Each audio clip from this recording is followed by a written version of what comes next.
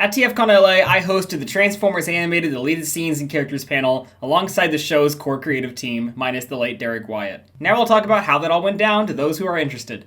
First off, I never made a video going over TFCon Orlando. I flew down to Miami to hang out with Alex, Gloria720p, who's my main Transformers animated fanatic internet friend. I got to hold all of his cats. You can tell she's really happy because she's wagging her tail at me. That's not how cats work. I met famous YouTuber Rodimus Primal. I met Aaron Archer. I'm looking through my photos and I don't remember meeting Gary Chalk. Like I don't remember this happening. Like I don't know what we talked about. I don't remember meeting him. I got to hang out with Sam's Forge and he gave me his 3D printed Mixmaster and Scrapper. The first and at the time only copy of the Mixmaster to ever exist. Me and Creepy Steeples decided that they are gay. And they're in love, and we're very happy for them. The actual convention had a lot less to do than in LA, there was less guests than usual, but the actual hotel and resort was way nicer. Also, hit Instagram user TFA124 asked me to give him a shout out if he did a video, so, hello. That brings us to TFCon LA. Throughout the end of 2023, me and Amusunda had been animating a ton of deleted scenes from the Transformers Animated All-Spark Almanac. I was releasing them, they weren't really getting that much traction on the channel, so I was thinking, why don't I just save them up and just release a compilation at the end. Then I also started thinking, why not do a panel at TFCon? Like, people would love this.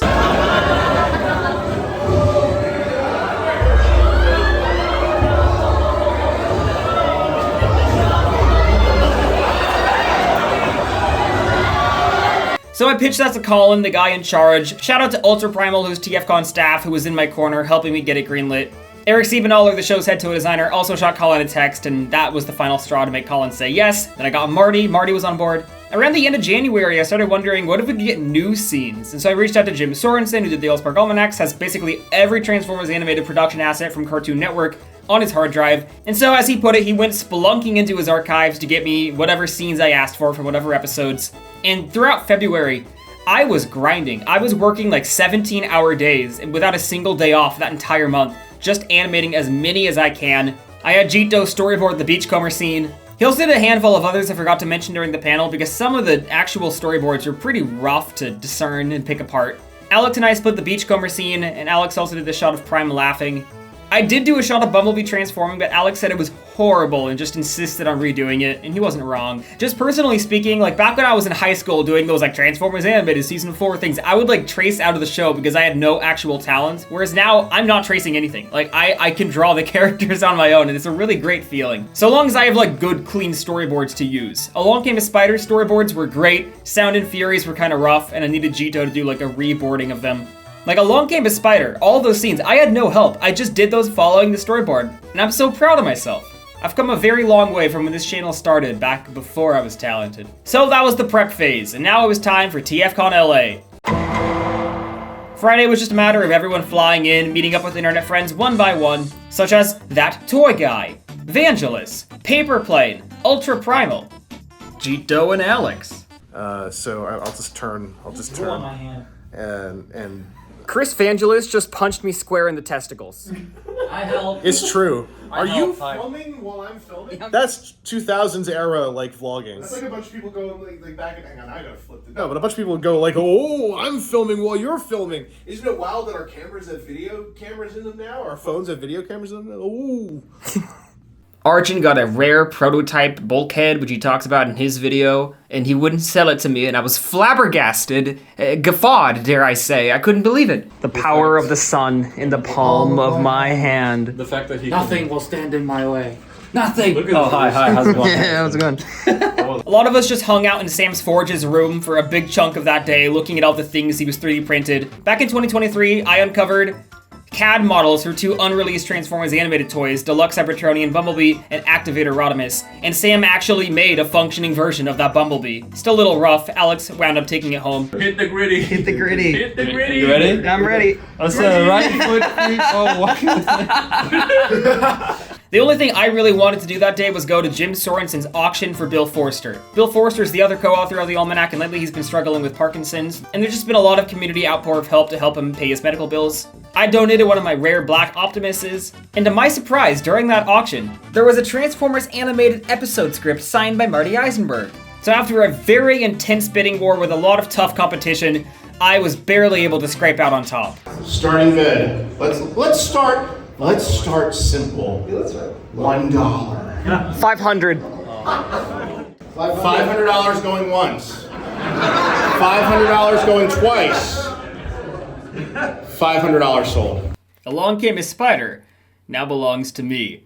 Then I found out that there were 2 more, and I did that 2 more times. $1,500 later, I had 3 Transformers animated episode scripts, which I was finally able to read for the first time in my life. And now you can too! I've scanned them and handed them off to TFRaw, which is a Transformers-based archive site. Link in the description. Marty said, I paid for them, I can do whatever I want with them. And I wanted to put them on the internet for archive purposes. To my disappointment, these had been edited down to be as aired. And Marty said he's pretty sure someone at Cartoon Network would have done this. For example, on Nanosec, Stephen Granite was originally written. Stephen Granite did the episode Survival of the Fittest, and then Marty had to cross that out and write Marty. And I asked him, I was like, did Stephen Granite ghost write this? And Marty was like, no, that's just a complete error. This is the show's pilot. Of course I did this one. Cartoon Network just wrote it wrong. So these are not drafts from Marty. My understanding is Jim probably got these from Cartoon Network back in 2010 when he was putting the almanac together. And Jim printed them out and just had Marty come and sign them real fast before the convention. The actual scripts that the voice actors would have recorded in the sessions had a ton of deleted scenes and lines, as I saw during the storyboards. And I was excited to open up Along Came a Spider and see the extended opening scene,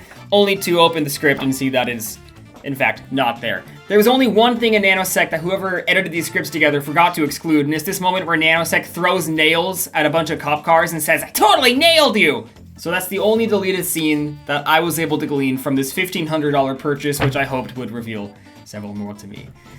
Friday night, I rehearsed my entire panel with Paperplane and Ultra Primal in attendance. And now, after all of this build-up, let's kill Cliffjumper. Hooray! Cliffjumper. Did you say? Oh fuck, no, Force of Beachcomber. Let's kill Beachcomber. That's I'm gonna say that. I keep messing that up. Cliffjumper dies so often. That's Beachcomber. I'm gonna restart. Okay. I even pre-mapped out what Marty, Jim, and Eric would say just to roughly estimate how long it would take and how long the panel would run. Hi, I'm Kian Carlisle. I'm a YouTuber and animator, and I've put this panel together. Howdy. I'm Jim Sorensen, co-author of the Transformers Animated Allspark Almanacs, as well as a Transformers historian. How you doing?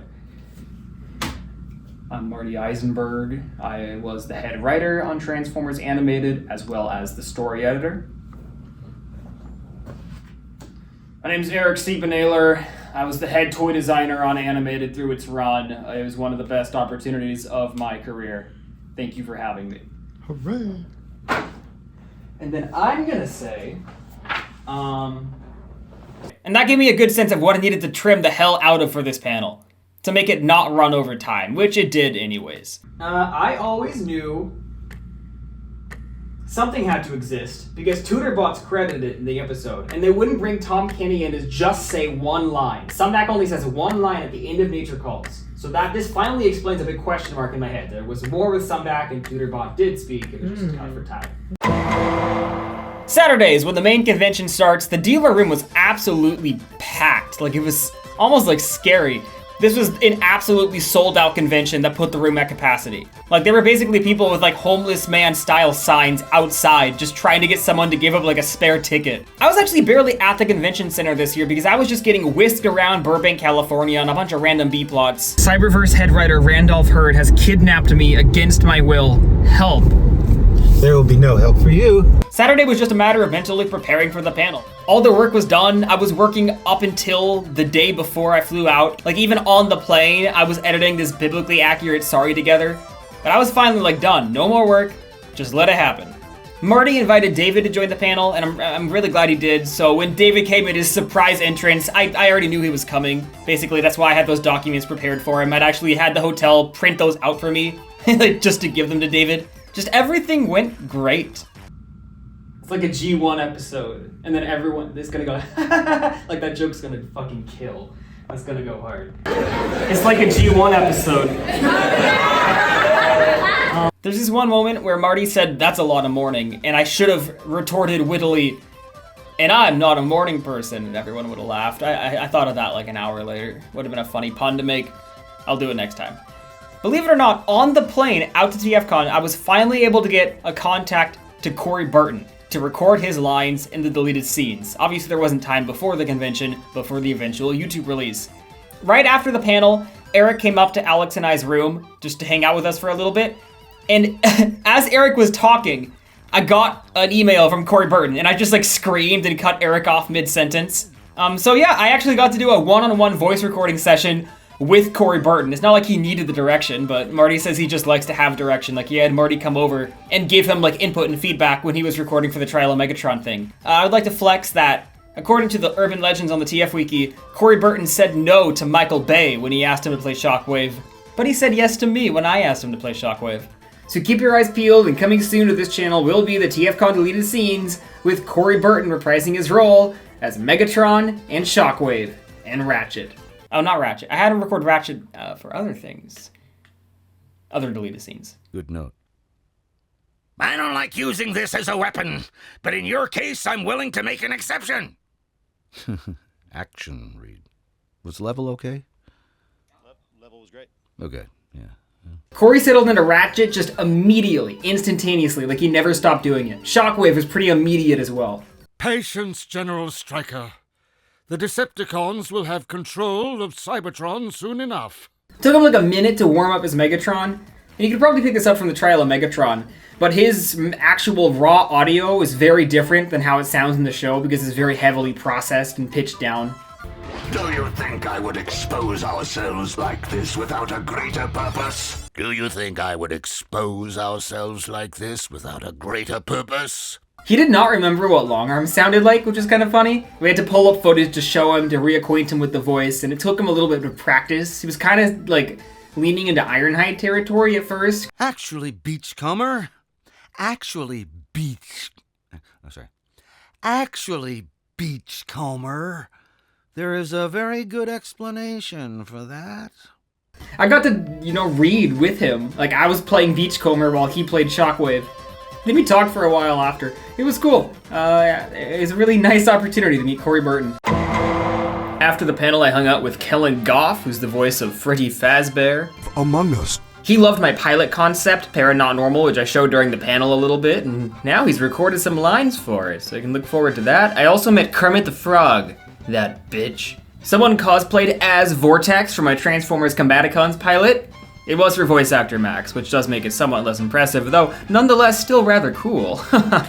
Marty joined Alex and I for breakfast on Saturday morning, and I've just been forgetting to monetize every aspect of my life for content. I forgot to get any photographic or video evidence of that happening, but it did happen. And he mentioned that when the show was in production, David K probably would have just done the Beast Wars Megatron voice as Shattered Glass Optimus. He said that's probably what Derek would have pushed for, and he thought that was a funny idea. I didn't bring it up on the panel because we were running out of time, but like per Marty Eisenberg, Shattered Glass Optimus probably would have been Beast Wars Megatron. Marty also told me after the panel that to maintain this whole underdog dynamic, Devastator would have basically grown to be like considerably larger than Omega Supreme, because the idea at some point of brainstorming in season 4 was for Omega Supreme to fight Devastator. So this would be like a forklift the size of the building there with Dirt Boss. Also, Devastator. I commissioned Eric for the first time for that animated season 4 but could have been video where he did Arachnus Prime and Alita Prime. We just kept that going to have some stuff to reveal at TFCon. I wanted him and Josh to do Devastator together, because Josh is basically Derek Wyatt's protege. Devastator would have been a direct collaboration between Eric and Derek. Eric did the body designs and vehicle modes. Josh did all of the heads and all of the colors. So we were all having like the same conversations that he would have had with Derek, as he said on that panel. Just a lot of back and forth. I really wanted Mixmaster and Scrapper to be the legs, because 1, it just kind of draws back to G1 in the symmetry kind of way. And 2, I like the narrative idea that they're like the bottom of the food chain. Like Devastator's crushing their spirits, so to speak, physically crushing them. I just imagine them complaining down there. But Eric was like, I feel like product needs probably outweigh like a storytelling metaphor, because Devastator would have been a toy had they done it. And also, Scrapper's transformation into the excavator is really involved just because there's this big like claw arm right at the center of his assembly. And so to make that function as a triple changing component, like into a leg, would be kind of difficult. And so that's why he just wound up as an arm, and also it just creates a better silhouette. So I folded on that one. In my head, like, is this the definitive Devastator? No, I don't think so. Marty assigned them personalities. I can tell he basically just looked at their names and made puns. And that's why Hook is just Captain Hook. If they were to do a Devastator story, either they would have to find like a different personality that kind of matches that design, or they would have to redesign Hook to resemble a pirate, because right now there seems like a disconnect. And then someone on Twitter pointed it out, Transmetal TK. The difference is that Derek had designed characters that already had a personality in mind. Marty was never assigning personalities to characters that were designed during the show's production. So that's just something I never thought about at all, but that's an absolutely excellent observation about why this was a different design process than the show would have had. Brickbot Guy brought a custom 3D printed version of Rampage, my puppy, which is Dick Grinwis's fan art from like 2009 or so. My favorite piece of Transformers fan art ever made. I love that design. And Marty loved it too. Marty thought it was an amazing idea for one of them to actually be a dog. Like in my version of Devastator, that dog is named Bone Crusher. Marty coincidentally said that his version of Bone Crusher as a personality is basically just a dog. So who knows, maybe Marty would actually want to have one of them transform into a dog. I love this Bone Crusher design, and Derek did the head sketch, so we really probably shouldn't touch it. Maybe Eric could design Scavenger as a dog. I think all of this could still like shift and morph. In my head, this is not the animated Devastator. It's just the closest approximation we've gotten this far to what Derek might have done. This was the day of the YouTuber panel, and more importantly, the day I would meet Jobby the Hong. We all waited in front of the hotel to be Jobby the Hong's welcoming committee. He was getting absolutely like mobbed. Like me and Paperplane, we were talking like, you know, someone's coming up to us at least like once every 30 minutes to an hour to be like, oh my god, you. For Jobby, it's at least one person per minute. That poor man was getting mobbed, absolutely crowded. That was the most popular man at the convention. Literally, I would say David K is the only potential competition to how popular Jobby the Hong was. After the panel, so many people wanted to take photos with us and have us sign things that a big mob formed around us in the lobby. At that point, I had run off to do something else. So I didn't know this was happening. But apparently Vangelis had to do like emergency crowd control to get people out of the lobby because that's a big fire and safety hazard. And then eventually get them not blocking the doors anymore. And it wound up just forming a giant line. And I eventually like found this like 15 minutes into it happening. And we all stood there for 2 hours just signing things for people and taking photos with people. Granted, I would say at least 50% of them only cared about Jobby the Hong. Like people would hand things to Jobby for him to sign. I think he didn't want us to feel left out, so like he would hand it to us to sign next, and we'd always have to clarify like, do you want us to sign it too? Because we didn't want to like sign something if they don't know who we are. Someone wanted to film a video with the 6 of us, but then me and Ultra Primal discovered when they posted it that they had cropped us out because they didn't know who we were. And that happens. That's just how it goes. On the panel, I was decked out with my transit drip. Transit from Transformers Rise of the Beast deleted scene. From my underrated transit video. I forget the name of it, but it was really good. Who